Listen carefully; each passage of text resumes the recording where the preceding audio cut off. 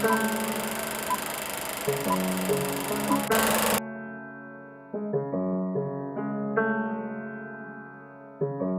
TG, turn it up.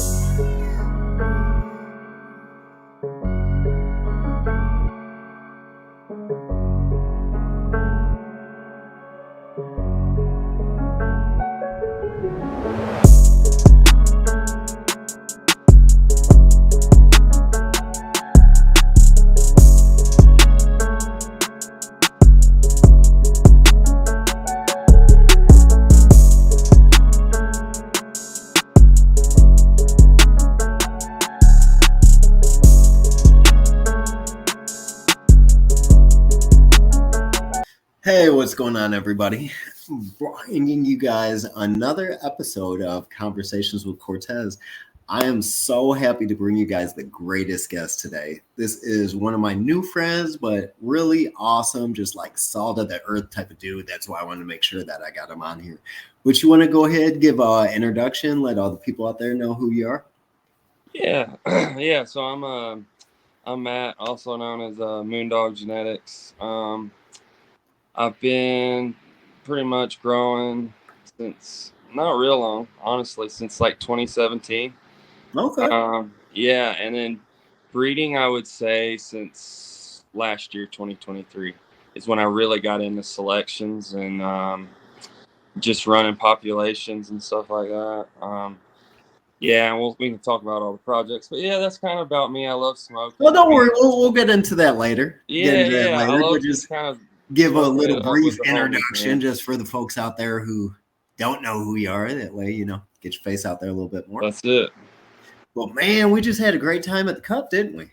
We did. It was a blast. Just a lot of new faces. You were a new face. Yeah, I think me and you met up real early at the house before we even got to the Cup. But yeah, because your buddies with Dude Where's My Bong, so you came through. We had like Airbnb. Good buddies with Sean. Shout out to Sean. I just did that whole like old school, like early 2000s episode of MTV Cribs. Did you? Oh catch yeah, that the Cribs. Yeah, I watched that. That was epic, dude. That gave me like total like 2000 vibes. Like oh, I know. I brought it back to like Ludacris or something.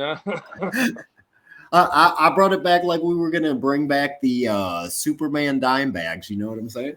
Yeah, for sure. Trying to make America 325 again. You hear me? Yes, sir. But yeah, man, it's good to be on here with you. I know it's been a minute since, not real long since the Cup, but since we chatted. So I'm glad that we can share. What's actually kind of funny, while I'm talking to you here, I'm actually smoking on some of your stuff, man. I got some of that Super Silver Haze right here. Oh, awesome! Yeah. I'm actually into it myself. I'm a sucker for some sativa. Yeah, I'm. That's my vibe too, man. Like I'm a sativa hybrid guy all day. Well, I'm so hyper to begin with. I'm kind of like high strung, so it's like I don't want to get turned down. Turn me up. Yeah, same. Down. I honestly, I'm kind of I'm a big believer of you got to smoke kind of what's your vibe. If you're a person that's just been a long day or you have a lot of pain and could be from injury or whatever, hit your indicas. But I love it just jives with my personality, just doing some uplifting creative high, and I play guitar too, so hell yeah. Well, I mean, I think at the same time with the plant, it's kind of like situational, because obviously if I got to wake up at 4:30 the next morning to go to work, very much so, smoke some sativa that's going to keep me up till like 2 a.m. But at the same time, you know what I mean? If it's like Saturday, I'm running around, I'm doing some errands, I'm going to the zoo, I'm going to Navy Pier, I'm doing whatever. It's kind of nice. It's like that. I kind of like that good time weed. You know what I mean? Yeah. And that's kind of like what I like to grow. I'm glad you're enjoying it. Go get into some trouble. Oh, for sure. For sure. But so kind of what's your favorite kind of smokes? Like, is it those type of highs and strains? Well, I mean, like I said, like it's pretty much situational. Like, okay. I don't know, like everybody's probably going to rag on me in the comment section down below. But to be honest with you, my like favorite strain, which if anybody out there has a cut, I'll pretty much give you whatever you want. But it's neither here nor there. You can no longer find the Blue Dream. And Oh yeah, people are the like, Santa "Oh, Cruz that's cut. played out. That was so overdone." Blah blah blah. But like honestly, with me and Blue Dream, it's just like when even just that distinct ass smell that it's got. Like if I smell a bag of Blue Dream, smoke some of it, it takes me back to like I started like how like with music you were talking about being like a guitar guy.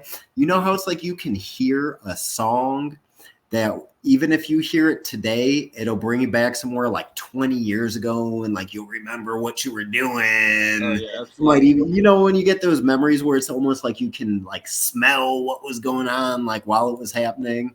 You could smell a memory or something. Right. So like with Blue Dream, it's kind of like that nostalgia factor with me.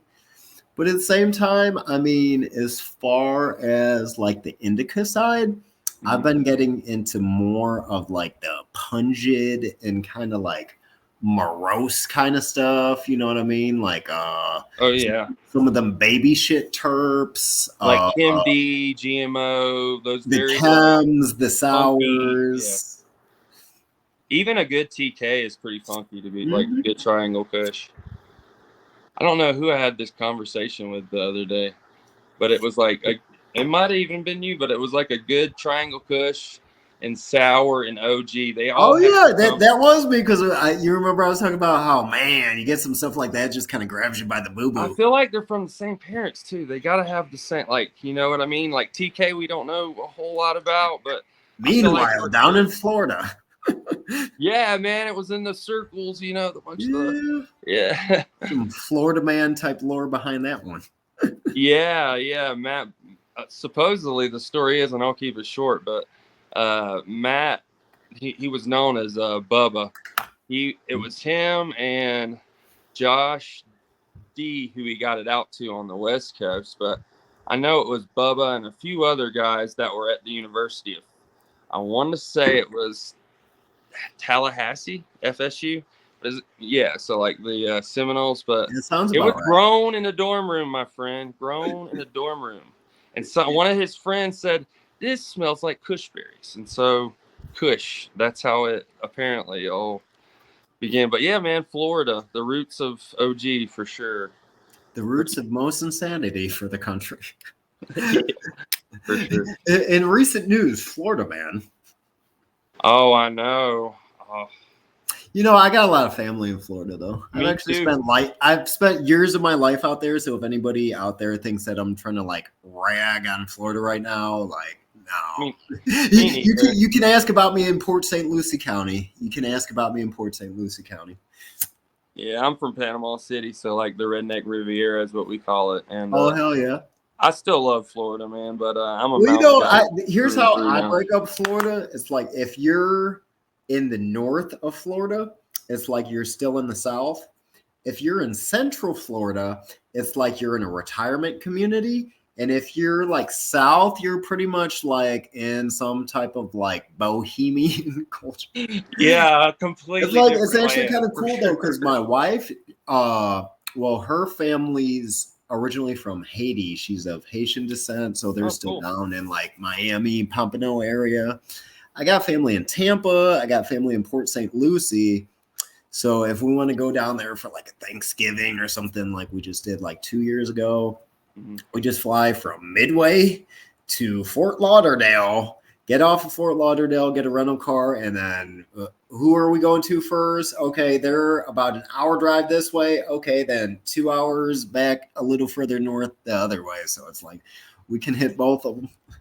Yeah, just hopping, family hopping, huh? Yep. Go. We did the actual Thanksgiving dinner with her family.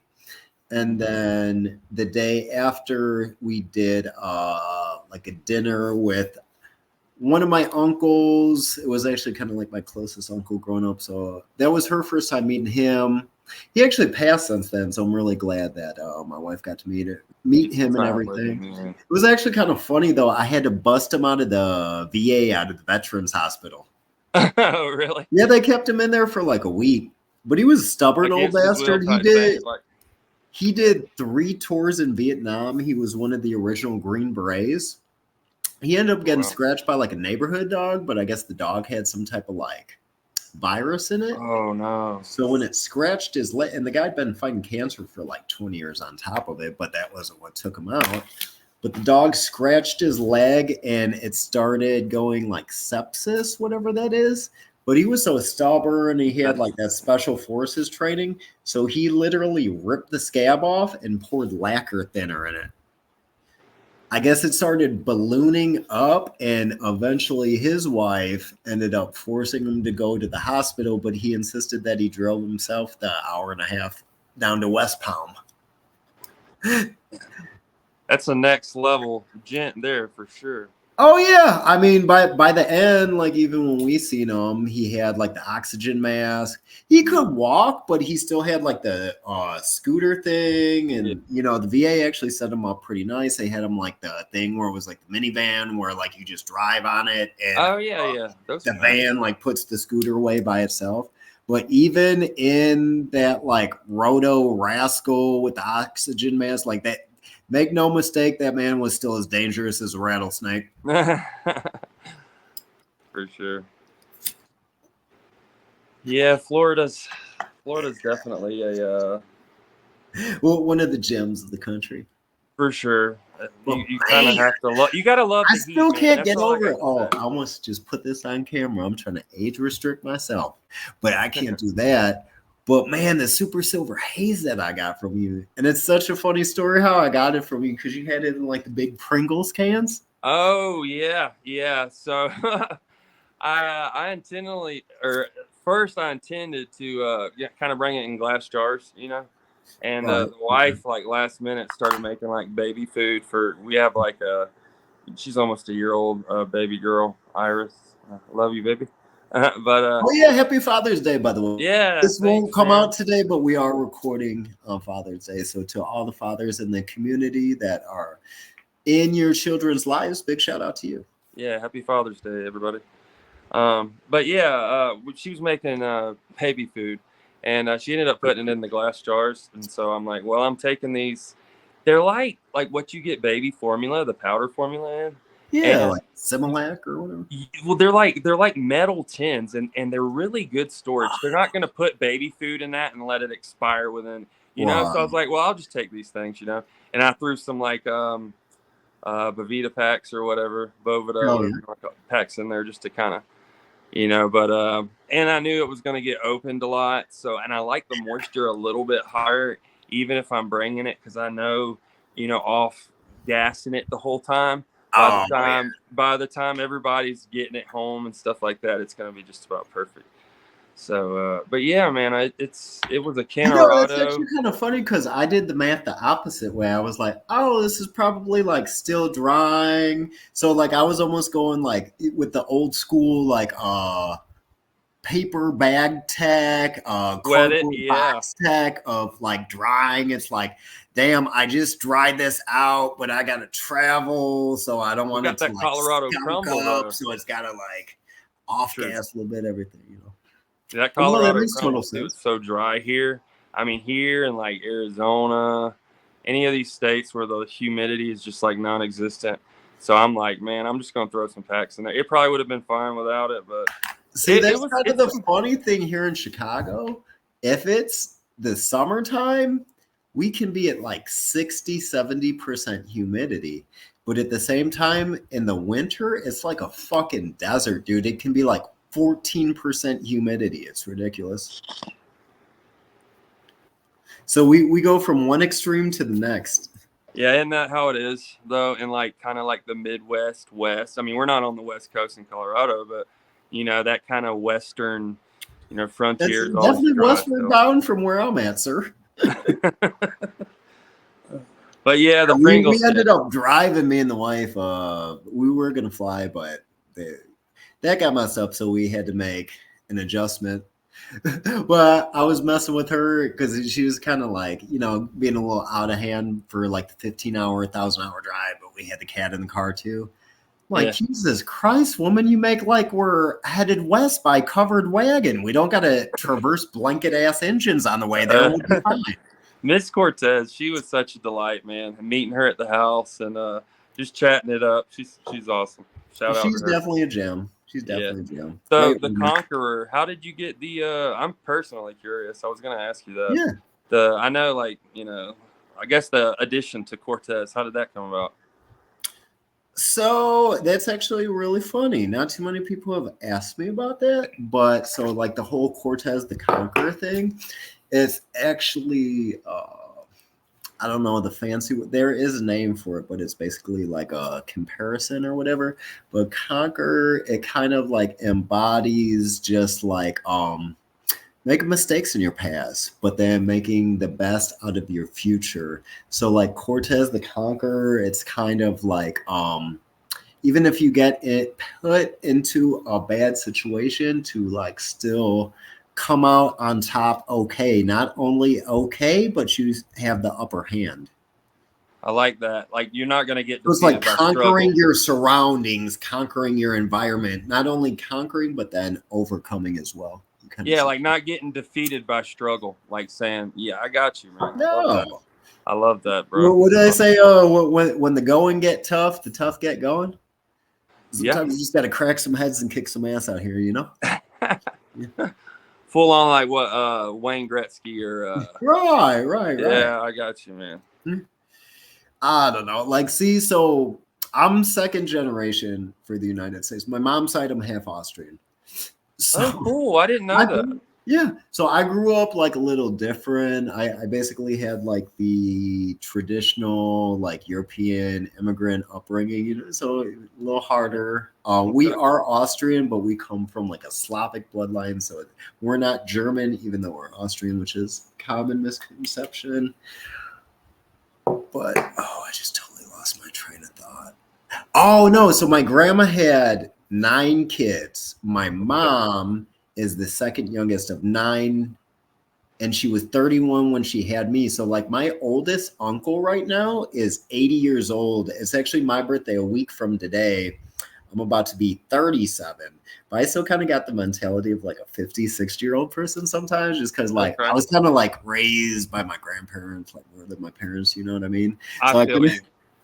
I was raised a lot by my grandparents. I mean, my parents too, but I spent a lot of time my early years with my grandparents and my older uncles. Oh, yeah. So I'm an old soul, man. I feel that. Oh yeah, like not only old soul, but the ways of the Catholic immigrant are strong. Oh, okay.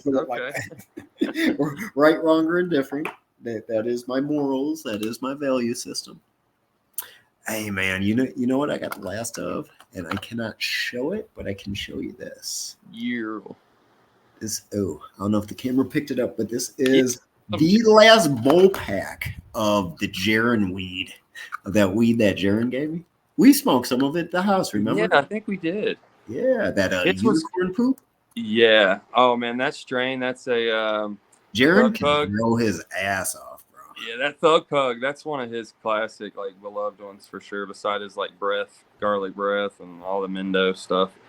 But yeah, Jaren can grow, man. He's got some good stuff. A lot of people at the Cup I met that I had personal flower from was pretty good. You know what I mean? Here, let me ask you this. Let's kind of do like a little bit of like a Cup recap, right? Yeah. So do you remember like specifically, do you want to give like any shout outs for like maybe like anybody that competed in the Cup, or maybe just like some bomb for sure that you've seen out there? Like who was bringing the day? Like call them out. Let's drop some names, man. All right, I'll drop some names. To me, I think I had a lot of the flour at the table, and then like Spacey gave me some personal flour, like his Colorado cupcake. I had the Queen of the South, which I think is a relentless genetic thing that he found. And then his Boulder back road. Anything that guy usually does is epic. He's good. His weed was really good. And then Duke Diamond. Anytime you come across that guy, Duke Diamond, legit. His weed is good, man. I don't know what he's doing with it, but that's for sure. Yeah, that's those two guys for sure really impressed me. I think the first place, Dusty, is that who won? Dusty's with the black maple, maybe. I think that was a really good. It was like a really good pheno, and it's all gas in that strain.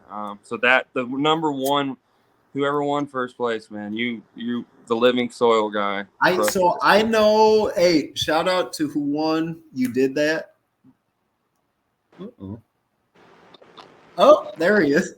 I think I lost it there for a minute. Technical difficulties. But no, I was saying big shout out to number one, whoever won. I know Taken Tops came in second. Yeah, But, his monkey. that was kind of with that monkey spunk, but that was kind of the thing about this year. I guess they were saying that like they did a better job of running like a clandestine operation with like the entries and everything. Yeah. Than some people will say complained in years past or whatever. So it was like more of like weed contests. They kind of took like the popularity contest portion out of it. But if you look through that top 10, like, you know what I mean? Like, it's not really people who like got names, Yeah, no, it's not people who do. Like, I remember I forget what number he came in, but he was doing like his like awards, like acceptance speech. And they were like, oh, where did you like get your genetics? He's like, oh, I got it at the grow store. At the grow store. I love he said something like, oh, yeah, like I was stories. picking up a couple bags of dirt. I figured, fuck it, I'll just grab a pack of seeds. Like, come on, let's do this. And he went up with like crazy ass pheno. Yeah. That's a great story. I definitely want to give a shout out to, we can get into a little bit of JR talk if you want to. I'm glad that guy. Hell yeah. Talk to JR. He's made it through surgery. He's good. Yeah, and right JR, my brother for sure. I got he gave me his Mega OG, and that's something. You know, we thought there was a mix up. We thought it was going to be the Cherry Paloma because that's something that I've been kind of wanting for a while. Yeah. Which I got the pink Paloma now, so I think my hunt. I don't really. It'll be fine not to have the cherry because I'll have it in the cross, but. He gave me the Mega OG, which I'm going to start a project on soon. So be on the lookout for that. Going to cross it to one of my Carini males and, have some of that Pine Sol Martian candy in the OG. So it's going to be here, let me, I don't mean to cut you off, bud, but here, let me kind of switch gears here. Let's switch away from the cup a little bit and kind of focus more on like your breeding and whatnot, just so we can get into that a little bit more. So like if somebody were to look up Moondog Genetics, what's some of the stuff that you have available right now? Like what's some of the strains and offerings that are out there available to the public? Sure. Well, right now I don't really have a seed catalog. That's kind of what I'm kind of compiling. Okay. I will in the next 3 to 6 months, I'll have F2s of the Carini. And people are like, what is Carini? But I'm a big fish head, and Carini is like one of their recent songs. It's just, crowd favorite. And it's a cross of Goji OG by Bodhi Seeds, and which is a Pine Sol cut. It's kind of a piney, gassy OG. And then I crossed that to a male Martian Candy. And usually, like, if you're looking at the cross, it's female first and then male. So the donor was the Martian Candy male, and it was just a really good one I found out of the pack. Nice. So I will be offering up cuts of that, in the next month or so, whenever it finishes up in here, and I can kind of see, what's going on and all. But I'll definitely put my name on one of them, man. Yeah. And I definitely want to give you a shot here and see what I can do with them in a little super soil I got. But I'm far from organic, though. I'm running salts on top of my livings. I'm a Synganic guy. I'm kind of a mixed bag. I I use Canna for my cocoa. I love using New Millennium for like a lot of the flower boosting sweeteners and stuff like that. I use Super Thrive still, that really old, it's like the oldest ingredient. It has like B vitamins and like kelp and all this great stuff in it. But yeah, I'm kind of a mixed bag, dude. I think do what works for you. If you found it's whatever you have the best success with. Yeah. What you out there, and I'm talking to all you in YouTube land. Oh, fingers over the camera. You know what I mean? That's like, okay, so kind of like one of the things that I do as far as like social media and like the stuff that I put out, I give people exactly what I do. Like I don't hold stuff back. Like I'll give people my exact method. The people that follow me, and like I'll even make like little reels to where it's almost like a step by step everything. And then there'll be times to where I'll have people like try to debate what I do, but it's like Oh, I hate you can look at my Instagram, and It, what I'm telling you, it that works. is how I got everything below this. Exactly. So if you want to get something similar to those results, you Do can even this. modify this. You can do whatever works best for you. Yes. Because Yeah. like me personally, I've tried to grow in cocoa, and like, bro, I was no, it looked like a Charlie Brown Christmas tree. My stuff was yellow. I got these little popcorn Yeah. bugs. I was getting like weird lockout issues. I see people killing cocoa. I Yeah. mean, there's 1,000 ways to skin a cat. There's I'll be probably honest. there's 100 different ways to germinate a seed. But guess what? As you're trying different things out and you're buying 5-pack, 10-pack of seeds, you notice, hey, out of this 5-pack of seeds, I germinated this way and I got 4 out of 5 of my seeds to pop. I tried what Joe Schmo on the internet told me that he has great success with, but 2 out of my 5 seeds popped. I highly advise you to stick with the one where you got the 4 out of 5. Exactly. Because what works for me isn't going to work for you, Yeah. isn't going to work for the next person, isn't going to work for Tom, Dick, and Hank down the street. So, like, the advice is trial by error, guys. You know, experiment. Trial by fire. Yeah, and don't run. If I got advice too, don't run something once and just call it a day. I know a lot of people will like go to flower with something and it's not what they expected. You know, at first the terps were really loud, maybe, but they get it to flower and they have some problems and they just want to call it quits. But you know, especially if it's from seed, if you're running something from seed, it's not going to be, you know, a few clones down the road, that's not going to look like the same flower it was from seed at all. I mean, you know, usually it changes from genetic drift is real, my friend. So, well, just the clone from seed too. It's just so different looking, but the genetic drift too.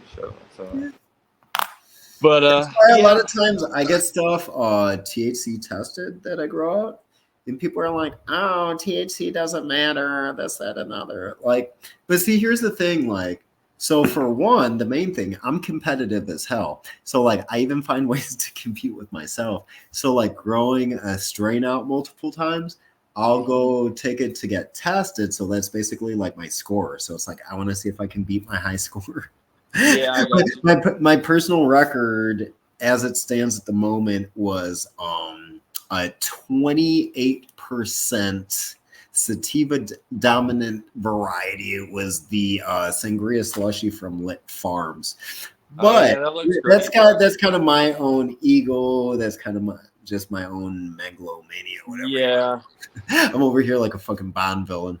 it's But no, always cool. here's the thing that's really nice when you're testing your stuff. Mm-hmm. You can see that genetic drift because, you know, if your stuff varies like 1 or 2%, so if that 28% went down to 26%, you know, harvested, dried, and everything, that's, you know, within the threshold, especially if I still want to keep the strain around. But then let's say something that I know was smacking at 28%, all of a sudden it's like, this isn't what it used to be. But then, you know, it's like, am I getting like a tolerance to this? No, it just dropped down to 22% because it was the Xerox copy of the Xerox copy of the Xerox copy of the Xerox. Well, I think a lot of that too is just if your environmental controls, if you have everything the exact same and you're getting different, like your THC is getting different from, you know, time to time. I really don't know how, like, I don't really know how that would be. So you would think that would be genetic drift then, right? Is that what you're saying? I would say, drops, I would think it would be like an environmental. But if it's so the same I every will time, say it's this: hard. the longer you clone something, the weaker it's going to get, the more finicky it's going to get. Because when you take a clone, that new cut isn't going off the age at the time you take that cut. That cut is still the age from when the From the seed was mom. Yeah, the age is and from the mom. once you take the clone of the clone, like just imagine, I think I actually heard I Can THC give this I guess analogy before. But he said that like if you take like a piece of paper, like a picture or something, and you put it on a copy machine, and then you take the copy that comes out and you Xerox that. So it's kind of like the more times Yeah, you're I mean, it making a definitely copy makes. of the copy of the copy of the copy. There's definitely has to be something in that. I think number one though is if you're keeping everything sterile 100%, you're still probably going to get some success with it. I mean, Oh yeah, you know what I mean? You're still going to get some fireweed. There's still people smoking cuts from, early 2000s. oh yeah, no doubt. I think I heard The sour that I have is from 2000. So yeah. I was watching something and it was Kyle Cushman on it. And Kyle Cushman was talking about how he's still got a strawberry cough cut from like 30 years ago. Yeah, from his buddy in New York. I love that story, man. He's like, But you come know, down with me, I don't really take like true mom, so I think I get less of like half-life because I'm more in the school of take your cut, grow it out to 18 inches, get your good 8 to 10 cuts, flip it, cut down the rest, going in a hefty bag outside. I hefty bag moms. Yeah. Yeah, you can grow things too there, like veg. I mean, there's a certain like potential at each level where it's even if VPD is met, you're only going to get so much growth because of genetics within this line, before you need to flip it. I have a Chernobyl that I probably vegged for 2 months and it's not going to get, and that's from Subcool Genetics, got some train wreck in there. But it didn't take as much after the train wreck. So, I mean, it probably won't get over 3 feet tall in flower. So a lot of it is stout little indica, though, or what? Do what? I said nice stout little indica, though, or what? It is. It took more after the indica leaning on the Chernobyl. And that one I've had for a little bit, some seeds of for a little bit.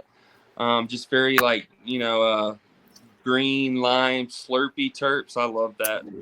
So those are the ones that surprise you sometimes because it's like, what's this dinky little thing doing while you got these sativas shooting, and then you just got this little thing that's like bowing out like it's like a jungle gym or something over there. For sure. And then that'll be like just that stout little plant. It's like this thing was a little over a half a pound. What the hell? And growing things from seed, you're going to get all kind of, when you get cuts, you get a lot of cuts, you can kind of get that canopy pretty even. You know what I mean? Get the height on, kind of on point. And, especially like that's kind of something I've gotten into a little bit more as I've gotten away from autos a bit. I got some going right now. But that's actually something I've definitely been digging on lately is doing like a space to where the entire space is the same cut. So, what I mean? Maybe in like a 4x4. Absolutely. Yeah. I got like 4 5 gallons, you know what I mean? And then I'm double scrogging those. So all the training becomes a lot more seamlessly and I'm just getting like wall to wall canopy. A-tops. Yeah, man. Yeah. That's great.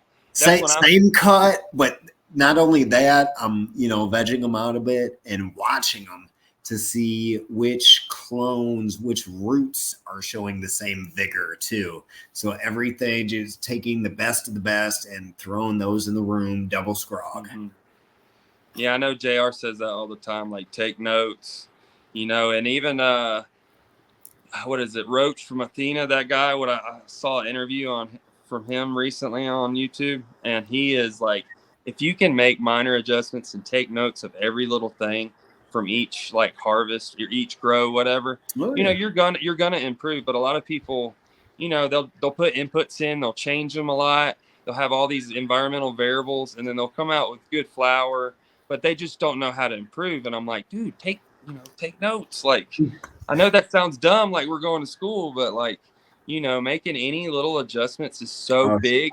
you should You see got what you got to think one day for like a flowering day for a plant is like 10 years. For them is like 10 years to us. So any little adjustments are really critical. You know what I mean? So progress, not yeah. perfection. Progress, not perfection. But yeah, and if you want to, I know something I was thinking about we could talk about. As far as like breeding goes, I know a lot of people have questions about like selfing and reversing. Those are kind of the same thing. If you reverse a female and put it on itself, you are essentially selfing it. You know what I All right, mean? so So let's you're gonna get get into that a feminized little bit seeds. more from like a layman's term. So you're saying basically, if somebody wanted to like keep their genetics around and Right. they wanted to basically take a plant and make seeds from that plant, what would the process be? Are you using colloidal silver? Are you Yeah, there's what are you people doing? the old OGs can even stress it to get some seeds that are basically self seeds. They'll be feminized. Just go But way the past that modern breeder recommendation. my recommendation, that is not something good because that will stress the plant too. But that's what the old timers did back in the day. Yeah, reversal spray, STS, some colloidal silver, that'll do the job.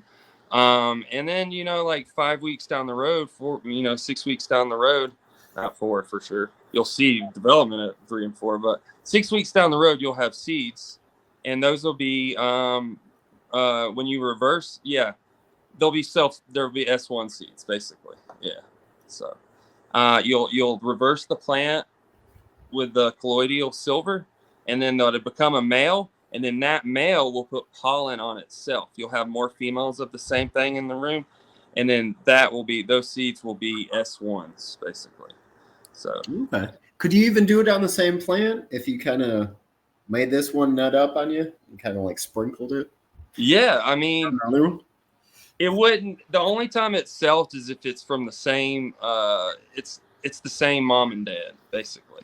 That's why Oh, it's okay. selfed. If that makes sense. Yeah, it does. Like Could I even, let's say I got a mother plant and I were to take 2 cuts, get both of those to root, could I take one of the cut, turn that reverse. into male basically, and just smack it Yeah, through that's its reversing. Yeah, when self? you get the male pollen from reversing it, or when you get the male parts, you're not S1ing it yet until you hit it with the female. I think I confused some people a minute ago.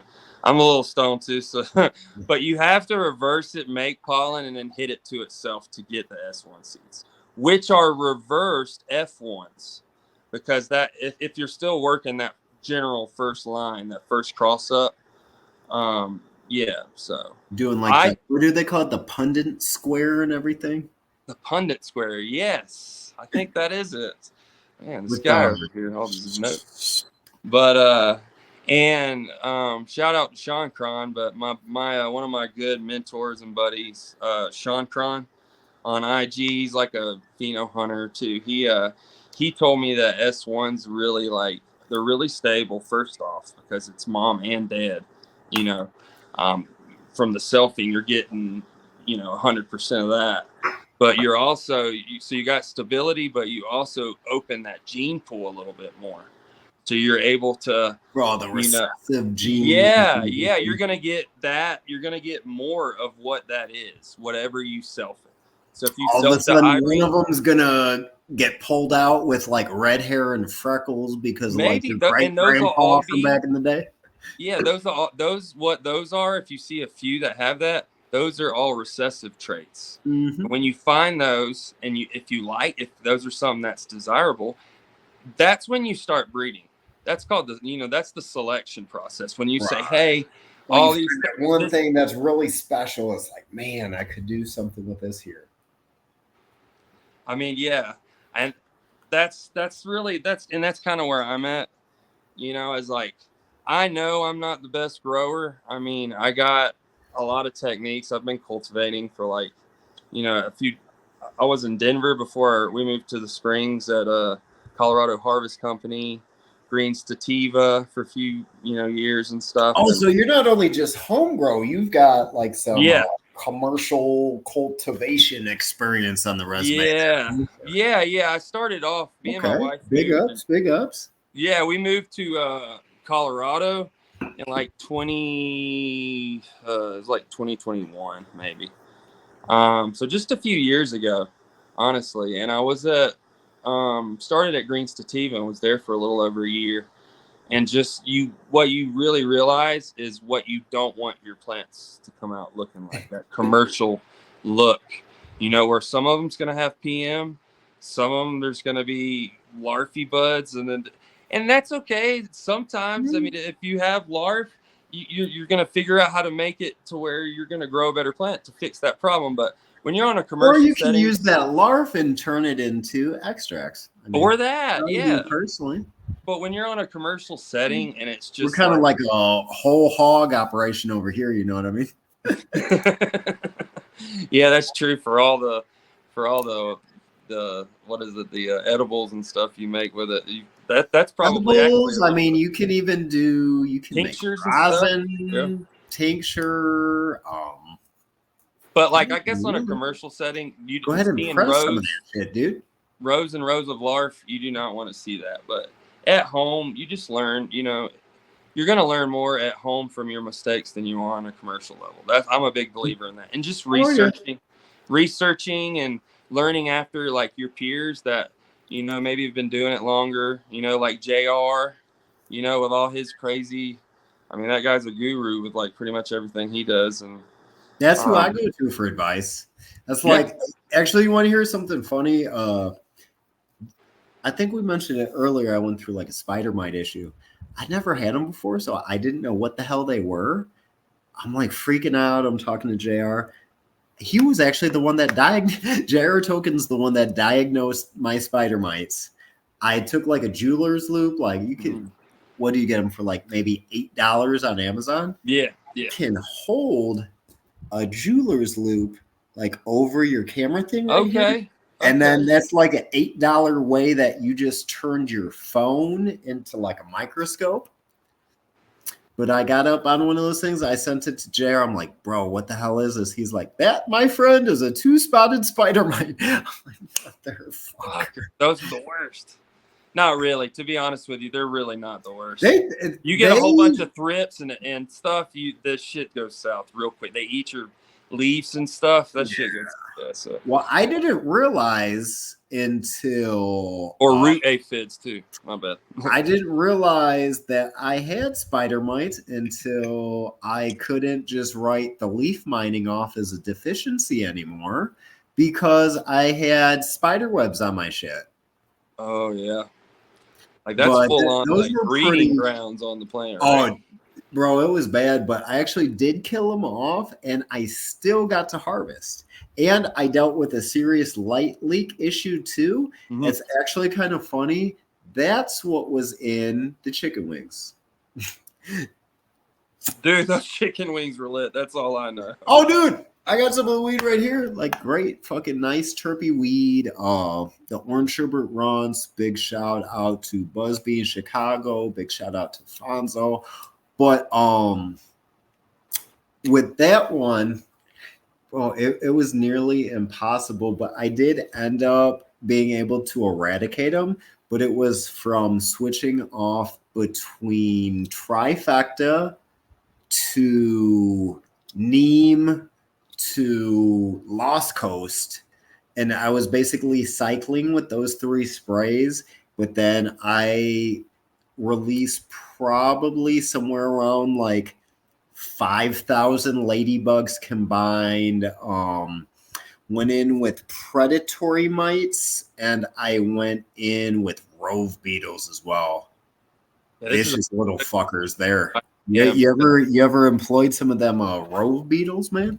No, I've been really, really lucky to have just had some small issues with spider mites and fungus gnats. Every once in a while. I thought them ladybugs were. I mean, they look cute and cuddly, but like honestly, predator in the garden, ladybugs. I thought those things were like savage until I seen those rove beetles. Yeah, yeah. Those things are like Sicilian assassins. Yeah, I've seen it. Like I've seen pictures of that stuff. Like that. They That's actually cool. come If with it a doesn't, warning, if like when ladybugs you don't work, release that's these, cool. if they get big enough, like watch out because they'll bite the hell out of you. Like even a human, they'll bite the hell out of you. So that's like the next level of security after ladybugs. Or if you Oh just yeah. want to drop it early and be like, I'm done with all this shit. Well, I mean, IPM's cool because that's like your defense. So now that I got everything under control, I'm really just doing the Lost Coast, maybe an occasional neem just to switch it up and put like that little like leaf gloss on my stuff before I do go into flower. And that's what I'm gonna switch to too. Just I know JR has a lot of success with it, and his gardens are always really on. And if you're saying everybody that I talked to has had really good success with Lost Coast. And I've done the Athena IPM with crop control, the trifecta stuff like you have, and it's worked. But I haven't had too many problems. Like a lot of my pest issues were like kind of like earlier on, like when I was doing soil and less cocoa. Like I've had a lot less problems in cocoa. Mostly like, you're just gonna have. I've heard some horror stories about fungus gnats in cocoa. You can. I think it depends on what you buy. You kind of get what you pay for. You can get your fungus gnats in cocoa if you buy cocoa that is not like, like ultra filtered process, like from a really good supply, like vendor or whatever. You're gonna, you can potentially, and sometimes even get them from reputable people. You can run into like some larvae or something in there. Yeah. Or somebody try to go the cheap route. Oh yeah, with the and then they'll like send you a message. What is this? Why did it happen? And you like start to ask more questions. Well, I got this like $8, $20 bag. It's like, what did you think was going to happen? Well, why did you choose that one? Why didn't you go with something a little bit better? And then like people snap at you for asking well, I'm on a budget. I know, right? It's like, okay, well, if you can't afford like everything, I would say just to start a grow, like you should have at least $2,000-$3,000 put up, like not only for equipment, for genetics, for lights, fans, dirts, pots, saucers, humidifiers, dehumidifiers, the money that it's going to put on your electricity bill until the time that you get to harvest. Like you can't just like, oh, I bought this $200 light on Amazon and like I'm gonna. Or if you're like a traditional grower with the HPS or metal halides, like Bucci, my brother on IG, shout out to him, Matt. I do, Bucci. Yeah. He's a traditional grower, and you're talking cost on that alone, like you're talking like $300-$400 if you're in like a 2,000 square foot house alone, like with that old school setup. So the LEDs though, even if you're running a few LEDs, you're gonna like, I have 2 downstairs and 2 upstairs. Well, actually 3 upstairs and 2 downstairs. But I mean, you're gonna add about $100 a tent to the light bill.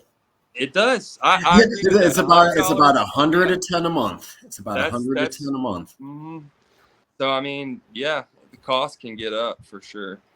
But I mean, you can kind of, the things you don't want to skip on for sure, I would say, are your genetics. Do not buy dirt from Walmart. Do not buy dirt from Home Miracle Depot. Grow. If you are thinking about buying any soil from Home Depot right now, go to the bathroom, look in the mirror, and strangle yourself. Yes, absolutely. Or like some of the products there, like some of their emulsions, where is it coming from? Their fish emulsions, like I don't even know, man. I don't dabble with any of that. I get mine from a lot of the people that some of our vendors or people we hang out with on here. Who knows? But yeah, man. What so if you have to have, I guess, a like an all-time smoke,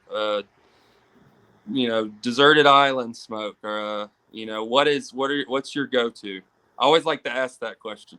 Wait, ask it again. I didn't. Like if you only had like one, let's just say one strain, or like if you were on a deserted island, like on Hawaii, where let's just say Hawaii, because that's as Shankran says, that's the best environment for growing. You're near the tropics, the equator. You got all the environmental controls outside, and all this. So, what would be your what would be your one strain if you had to have?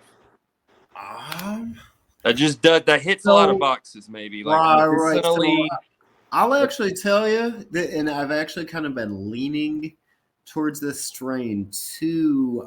Just as kind of like my just like normal like mundane smoke, so I don't like flip out and like strangle somebody or like want to get into like road rage incident. Yeah. But the animal mint cake or some type of like animal mint, animal cake, something like that. I love that.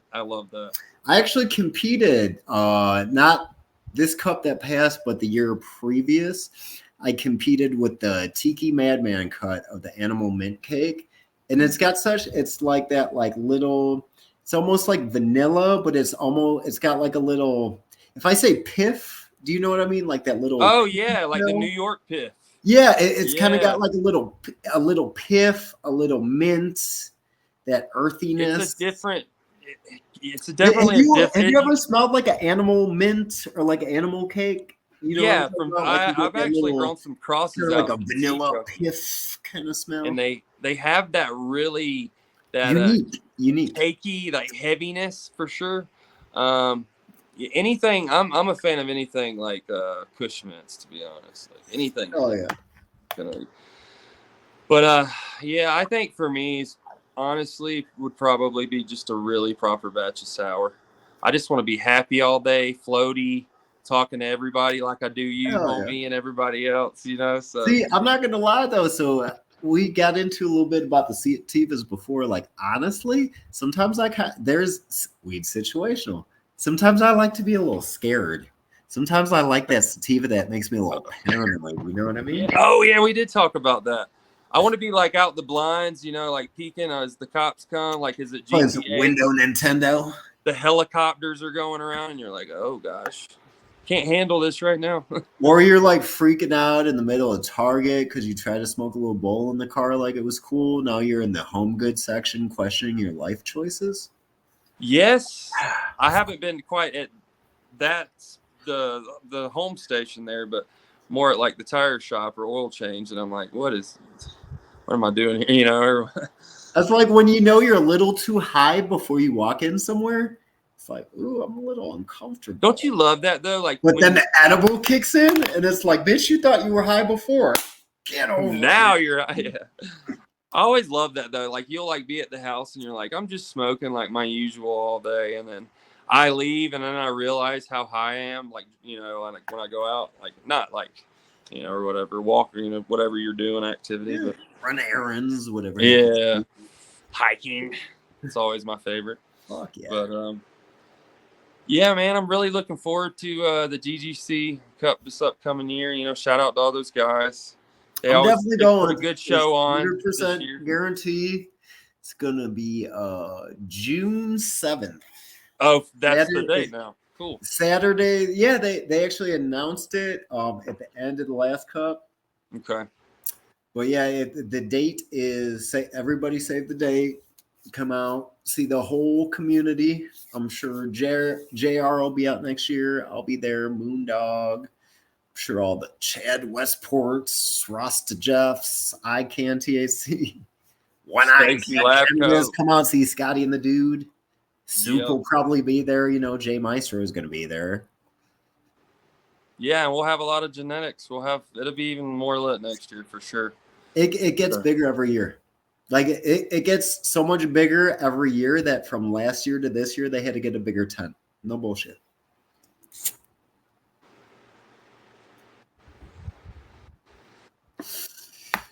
All right, man. We're getting up on about an hour here, so I think we will start wrapping it up a little bit. Don't want to hold you back too much from, you know, you got the kids. Yes. It's Father's Day, so, you know, don't want to take too much of your time away from them. But before we end off here, did you want to give maybe any shout outs, any parting words?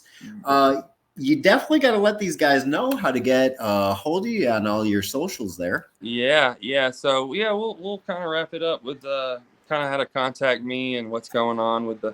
But yeah, if you got any questions about like any of my cuts right now, or like my seeds that'll be coming out in the next few months, the F2s, or just anything. Like I got a bunch of cuts kind of just in the library right now, like some Astropop Sourdy. Just hit me up. And then as far as shout outs, you know, JR's like my brother. Big shout out to him. Yeah. Biggest shout out to JR Token. Yeah. And then shout out to Sean and Matt, you know, Dude Where's My Bong and Bucci on my IG. And then just my wife. She's always supported me, and, you know, since, you know, day one. And we've The been women through that make us the men that we are. She's been through every struggle with me, and, you know, we have 3 wonderful, great kids together. So Hannah Sutherland, that's my wife. She's she's my best friend. So we're getting it done. But yeah, man. And then I just encourage everybody to grow their own, you know, and just, you know, do as Cortez says, do what works with you, for you, to you. I don't know. But yeah, man, it's great. It's been a pleasure being on here. It's been a blast for sure. Oh yeah, man. We definitely got to have you back on again.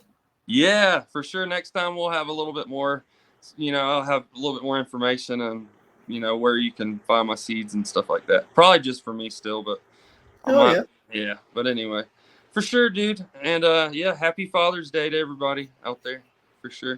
Well, yeah, we're definitely gonna get you back on though, man. And I want to run some of that gear of yours, so maybe we could do something like that. Yeah, I got you. I'll run it. Maybe we could even do like kind of like a reaction thing after I do like a grow your stuff. But yeah, we'll definitely figure that out. We'll definitely figure your family now. We'll definitely have you back. Yeah, I got to get it in your hands soon. So I got it.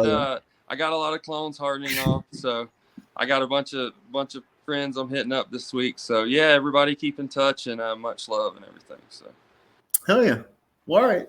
But until next time, guys, we are signing off.